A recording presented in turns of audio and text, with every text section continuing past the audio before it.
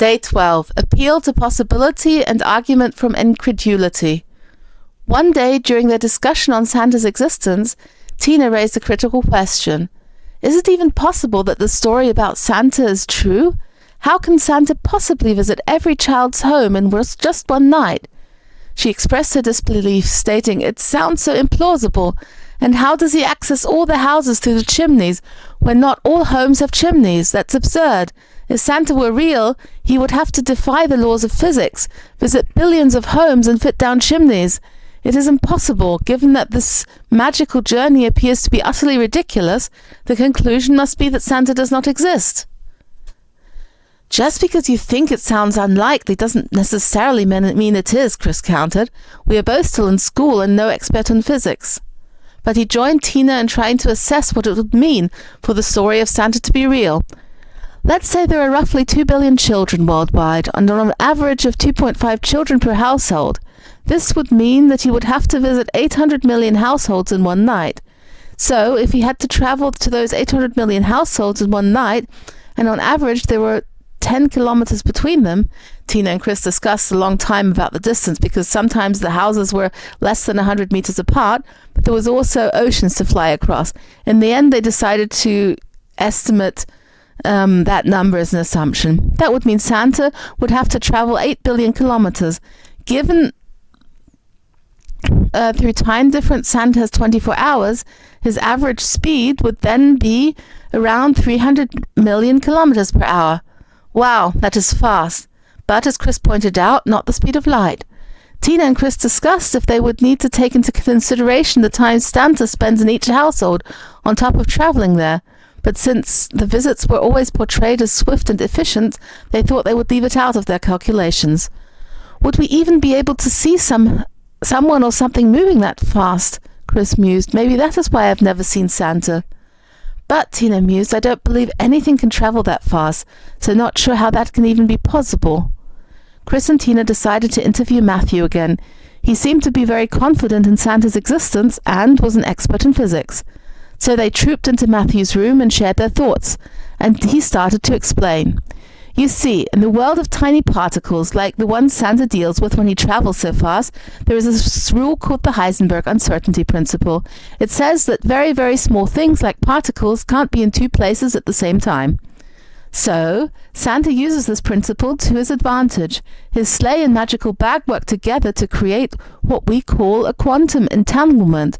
It's like Santa's particles become connected in a special way, allowing him to be in multiple places simultaneously, but only until someone catches a glimpse of him. That's why no one can see Santa when he's delivering presents. He's moving so fast that by the time you blink, he's already on his way to the next house. The reindeer play a crucial role too.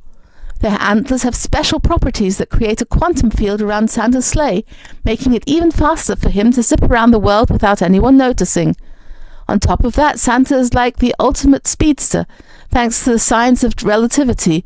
You know that the theory Einstein came up with, remember? So when Santa takes off in his sleigh, he gets close to the speed of light, and here's when it gets interesting. Time slows down for him.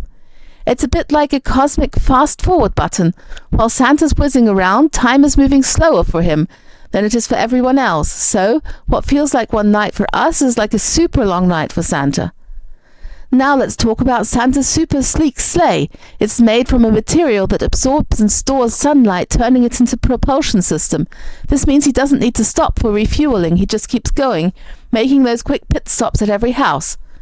Santa also uses wormholes, sort of like cosmic shortcuts. These are tiny tunnels in space that connect different parts of the universe. Santa's sleigh is equipped with a special wormhole navigation system, allowing him to zip around the globe in the blink of the eye. And of course, Santa has an army of nanobots that help him with gift delivery. These tiny robots can slip through keyholes, chimneys, and even cracks in windows to drop off presents without making a sound. So, in Santa's high-tech world of relativity, solar-powered sleighs and cosmic shortcuts, delivering presents to every child in one night is not just possible, it's a scientific masterpiece. Chris, come on. There's ample evidence now. You really ought to believe. Don't you see? Just examine the evidence and form your own conclusions. Tina and Chris were quite impressed, even overwhelmed, by the multitude of arguments and details presented to them. They fell silent for a moment. Chris was leaning towards belief, while Tina mentioned that they would like to carefully consider all the arguments before reaching any final conclusions. She thanked Matthew for his time. Back in Chris's room, Chris asked Tina how she proposed to check if the facts were true.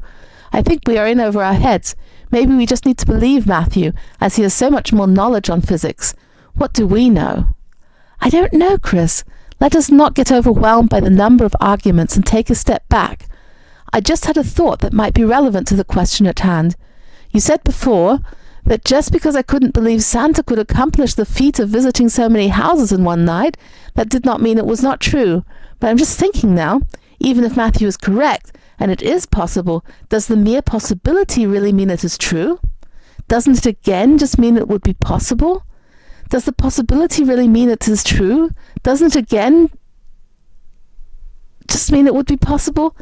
At the most, it would invalidate the argument that Santa cannot be real because it is not possible. Maybe it could even be an indication of Santa's existence, but is it really proof?" They felt it was time for another entry in their journal. Don't let yourself be distracted by overwhelming amounts of arguments. Don't let yourself be discouraged by knowing you are not an expert in the field. Dare to take a step back and ask, even if you cannot verify whether the arguments are real or not, what exactly do the arguments prove and what not?